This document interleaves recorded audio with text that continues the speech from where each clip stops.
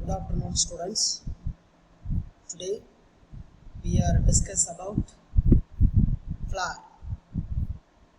Flower is part of reproductive organ in plants, right? A flower is viewed in multi-dimensional perspective from time immemorial. It is an inspirational tool for the poet, right? Inspirational tools. It is a decorative material for all the celebration. ஆக்சுவலாக ஃப்ளாரை பார்த்தோடனே நமக்கு அழகாக பாடத்தோம் இல்லையா? Flower பிடிக்காதவங்க maximum யாரும் இருக்கவே மாட்டாங்க இல்லையா? So ஃப்ளார்னாலே நிறைய ஃபங்க்ஷனுக்கு நம்ம அதை யூஸ் பண்ணுவோம். சரிங்களா? The Tamil literature 5 lands are denoted by different flowers. Tamil லிட்ரேச்சரில் Tamil அகராதியில் பார்த்தீங்கன்னா 5 வகையான நிலங்களை பற்றி சொல்லுவாங்க. அந்த 5 நிலங்கள்லையும் ஒவ்வொரு வகையான பூக்களை பற்றி எக்ஸ்பிளனேஷன் இருக்கும் இல்லையா? The flags of some countries are embedded with flag. சில கண்ட்ரீஸில் நம்மளுடைய தேசிய கொடியில் சில ஃப்ளார்ஸ் வந்து பிரிண்ட் ஆகிருக்கும். Are used in the preparation of perfumes. நம்ம சென்டெல்லாம் யூஸ் பண்ணுறோம் இல்லையா? அதெல்லாம் இந்த production from flowers, right? For a morphologist a flower is a highly condensed suit means for reproduction.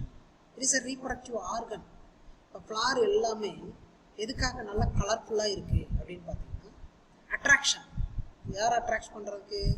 Insects. Attraction for the insects, the purpose of reproduction.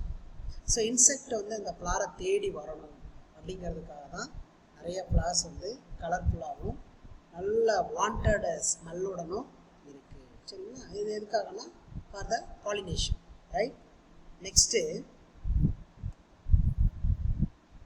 you have already learned about the part of the flowers. நம்ம ஏற்கனவே பார்த்துருக்கோம் இல்லையா?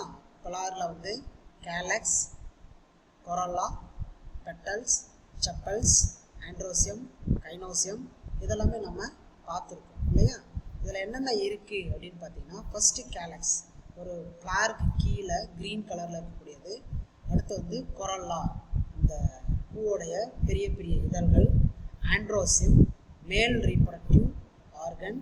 Gynoecium, female reproductive part in the flowers. Androsium and gynoecium are essential organs. The process of changes involved in sexual reproduction of higher plants include 3 stages. They are fertilization, pre-fertilization and post-fertilization. Pre-fertilization, fertilization, post-fertilization. Fertilization before, fertilization நடக்கிறதுக்கு முன்னாடி, அப்புறம் fertilisation நடந்ததுக்கு அப்புறம் என்னென்ன changes நடக்குது அப்படிங்கிறத நம்ம பார்க்க போகிறோம். Let us discuss these events in detail. இதை பற்றி தான் நம்ம பார்க்க போகிறோம். Pre fertilization, fertilization, post fertilization. Right. சரி, பாருங்கள். இது ஒரு ஹைபிஸ்கஸ். இதில் இந்த காம்பு பகுதியை தான் நம்ம வந்து பெடிக்கிள். ஸோ எப்போதுமே ஜென்ரலாக இந்த ஃப்ளாரோடைய பார்ட்ஸை நம்ம வந்து மறக்கவே கூடாது. ஒரு ஹைபிஸ்கஸை கையில் கொடுத்துட்டு இதில் வந்து இந்த டிசெக்ஷன் பண்ண சொன்னோம் அப்படின்னு சொன்னால் நீங்கள் என்ன பண்ணணும்? அழகாக டிசெக்ஷன் பண்ணணும். இப்போ என்ன செய்யணும்? கீழே இந்த காம்பு பகுதியை தான் நம்ம வந்து பெடிக்கிள் அப்படின்னு சொல்கிறோம். இந்த க்ரீன் கலரில் அடியில் இருக்கு இல்லையா? இதை நம்ம செப்பல்ஸ் அப்படின்னு சொன்னோம். இந்த கலர்ஃபுல்லான இந்த இதழ்கள் இதை வந்து பெட்டல் அப்படின்னு சொல்கிறோம். சரிங்களா? இது வந்து நமக்கு அவுட்டரில், ஒரு ஃப்ளாரை எடுத்தோடனே அவுட்டரில் தெரியக்கூடிய பாகங்கள். சரிங்களா? பாருங்கள், காம்பு பகுதி, அதுக்கு வந்து பெடிக்கிள் அப்படின்னு பேர். பெடிசில், பெடிக்கிள். அடுத்து இந்த காம்பை ஒட்டின மாதிரி கண்டினியூட்டியாக க்ரீன் கலரில் ஒரு பகுதி இருக்கும். அது வந்து செப்பல். அதுக்கு என்ன பேர்? செப்பல். அடுத்து இந்த கலர்ஃபுல்லாக இதழ்கள், 5 இதழ்கள் இருக்கும் ஹைபிஸ்கஸில் பார்த்தீங்கன்னா. சரிங்களா? அதை வந்து பெட்டல்ஸ் அப்படின்னு சொல்லுவோம். சரிங்களா? ரைட். அதுக்கப்புறம் இன்டீரியரில் பார்த்தோம் அப்படின்னா இந்த சென்டரில் இருக்கு இல்லையா, ஒரு குடுவை மாதிரி இருக்குது பாருங்கள், எல்லோ கலர் ப்ளூவில் இருக்கு இல்லையா? இந்த டாப்பில் இருக்கக்கூடாத வந்து ஸ்டிக்மா அப்படின்னு சொல்லுவோம். இந்த டாப்பில் ஓப்பனில் இருக்கும், அதை வந்து நம்ம ஸ்டிக்மா அப்படின்னு சொல்லுவோம். இது வந்து ஒரு டியூப் லைட் ஸ்ட்ரக்சரில் இருக்கும், இதை வந்து ஸ்டைல் அப்படின்னு சொல்லுவோம். சரிங்களா? அடுத்து பார்த்தீங்கன்னா இந்த பார்ட், இந்த எல்லோ கலரில் ஒரு விதை மாதிரி இருக்கு இல்லைங்களா, அதை தான் ஸ்டேமன் அப்படின்னு சொல்கிறோம். இந்த ஸ்டேமனுக்கு உள்ளார தான், ஸ்டேமன் ஓப்பன் ஆகும்போது அதுக்குள்ளார போலன் கிரைன்ஸ் இருக்கும் இல்லையா, என்னது போலன் கிரைன்ஸ். சரி, அப்படியே வந்தீங்கன்னா இங்கே உள்ளார பார்த்தீங்கன்னா இதை தான் நம்ம எம்ப்ரியோ அப்படின்னு சொல்லுவோம். இந்த எம்ப்ரியோவில் இந்த ஒயிட் கலரில் இருக்கிறத வந்து நம்ம ஓவியூல், மொத்தமாக இந்த ரவுண்ட் ஷேப்பில் இருக்கக்கூடிய அந்த எல்லோ கலரை வந்து நம்ம ஓவரி அப்படின்னு சொல்கிறோம். சரிங்களா? ரைட். ஸோ இதுதான் வந்து ஒரு ஃப்ளாரோடைய பார்ட்டு. நம்ம எந்த ஃப்ளாரை எடுத்தாலுமே சேம் பார்ட்ஸ் தான். சரிங்களா? இந்த ஸ்டிக் மாதிரி இருக்கக்கூடிய பெடிக்கிள், க்ரீன் கலரில் இந்த ஃப்ளாருக்கு இமீடியட்டாக பேஸ் ஆஃப் த ஃப்ளாரில் இருக்கக்கூடியது அந்த க்ரீனிஷ் கலர் வந்து chappals. the number of sepals, number of petals, number of stamen, style, stigma, இதெல்லாமே பேஸ் பண்ணி செக்ஷுவல், பைசெக்சுவல் ஆர் சில பார்த்தீங்கன்னா சில ஃப்ளார் வந்து மேல் ஃப்ளார் தனியாக இருக்கும், ஃபீமேல் ஃப்ளார் தனியாக இருக்கும். சில ஃப்ளாரில் வந்து பைசெக்சுவலில் இருக்கும், மேலும் ஃபீமேலும் ஒரே ஃப்ளாரில் இருக்கும், அதாவது ஆண்ட்ரோசியம் கைனோசியம். ஸோ அதெல்லாம் பேஸ் பண்ணி தான் நம்ம ஃப்ளாரல் ஃபார்முலா ஃபார்ம் பண்ணுறாங்க. சரிங்களா? ரைட். இப்போ நம்ம என்ன பார்க்க போகிறோம் அப்படின்னு பார்த்தீங்கன்னா pre fertilization structure and events. Pre fertilization, fertilization நடக்கிறதுக்கு முன்னாடி என்னென்ன மாதிரியான சேஞ்சஸ் இருக்குது பிளான்ஸில் அப்படின்னு பார்த்தீங்கன்னா, the hormonal and structural changes in plants lead to the differentiation and development of floral primordium. The structures and events involved in pre-fertilization are given below. So என்னென்ன pre-fertilizationல என்னென்னலாம் நடக்குது அப்படின்னு பார்த்தீங்கன்னா, ஃபர்ஸ்ட் நம்ம பார்க்க போகிறது மேல் ரீப்ரொடக்டிவ் பார்ட். ஸோ ப்ரீ-ஃபெர்டிலைசேஷன்னா fertilization நடக்கிறதுக்கு முன்னாடி மேல் ரீப்ரொடக்டிவ் பார்ட்டில் என்னென்ன மாதிரியான ஈவெண்ட்ஸ் இருக்குது பிளான்ஸில், ஃப்ளாரில் அப்படிங்கிறத பார்க்குறோம். இந்த மேல் ரீப்ரொடக்டிவ் பார்ட்டை வந்து நம்ம ஆண்ட்ரோசியம் அப்படின்னு சொல்லுவோம். சரிங்களா? Right. Androecium made up of stamens. ஆண்ட்ரோசியத்தை நம்ம என்னன்னு சொல்கிறோம்? ஸ்டேமன்ஸ் அப்படின்னு சொல்லுவோம். இங்கே பாருங்கள், நம்ம ஃப்ளாரில் பார்த்தோம் இல்லையா, இந்த ஸ்டேமன்ஸ் எங்கே பார்த்தோம்? இங்கே பார்த்தோம். பாருங்கள், இதுதான் வந்து ஸ்டேமன்ஸ். இந்த எல்லோ கலரில் இருக்கு இல்லையா, அந்த சீடு மாதிரி இருக்கு இல்லைங்களா, இதுதான் நம்ம ஸ்டேமன்ஸ் அப்படின்னு சொல்லுவோம். சரி, அடுத்து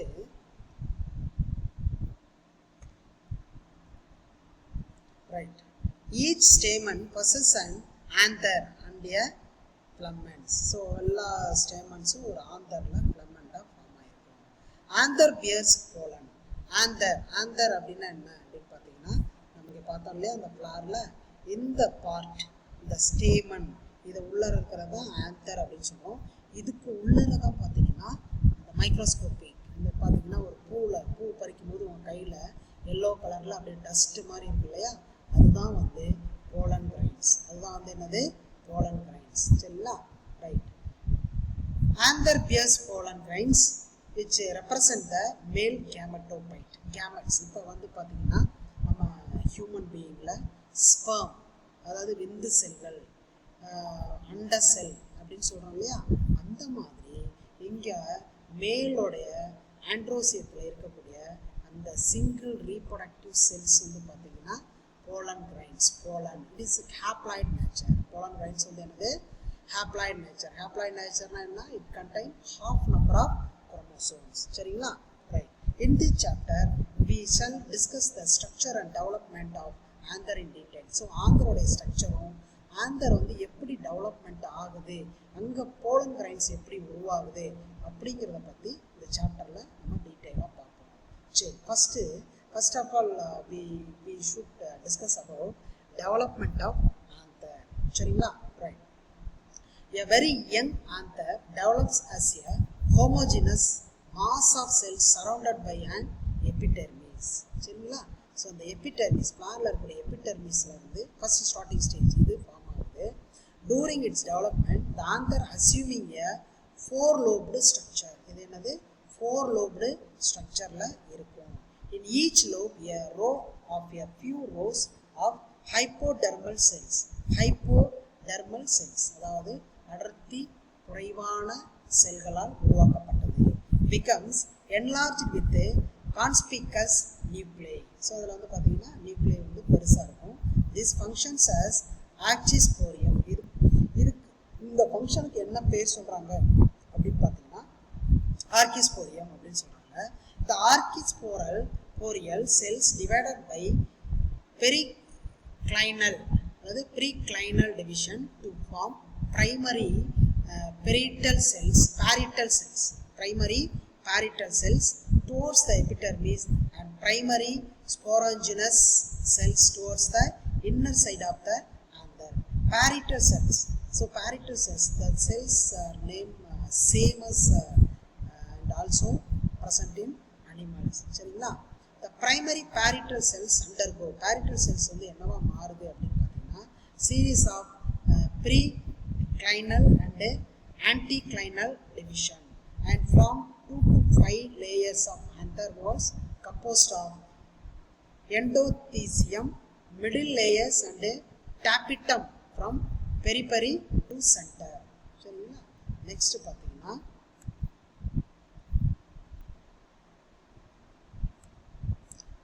microsporogenesis. So genesis formation.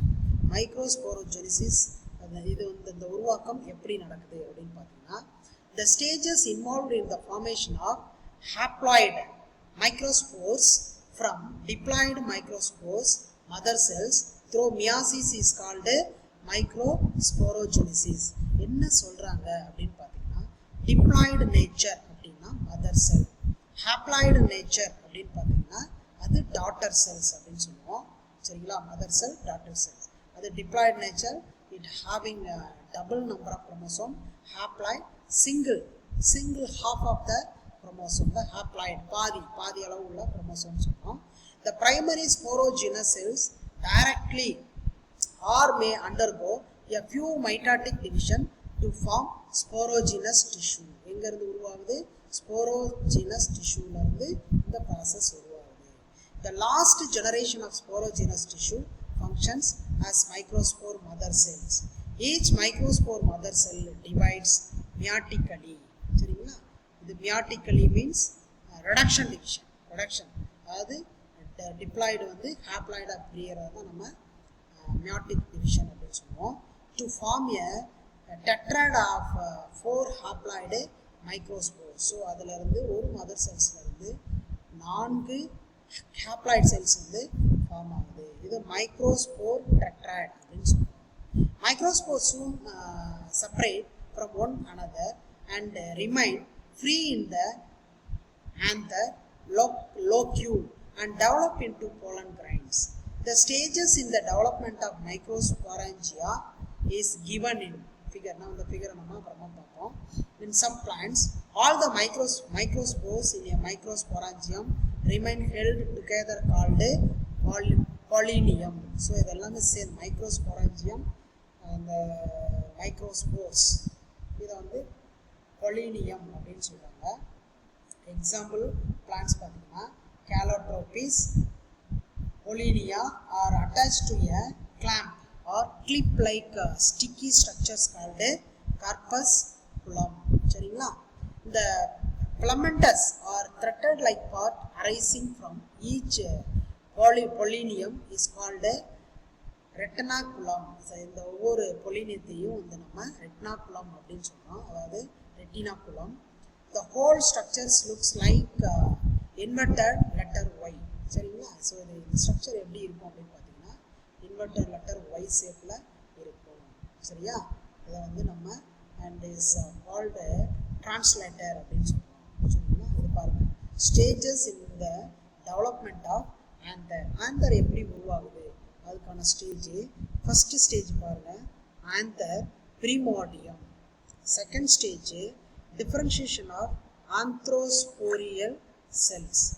These anthrosporial cells இங்கிருந்து டிஃபரன்ஷியேட் ஆகுது. அடுத்து the parietal cell sporogenous cells. Parietal cells, sporogenous cells. The formation of parietal cells and sporogenous cells, the C, third stage. Fourth stage, formation of wall layer. சரிங்களா? இங்கே பாருங்கள், இதில் என்ன உருவாயிருக்கு? வால் layers வந்து ஃபார்ம் ஆகிருக்கு. இது ஸ்போரோஜினஸ் ஸ்டேஜ். ஸோ இந்த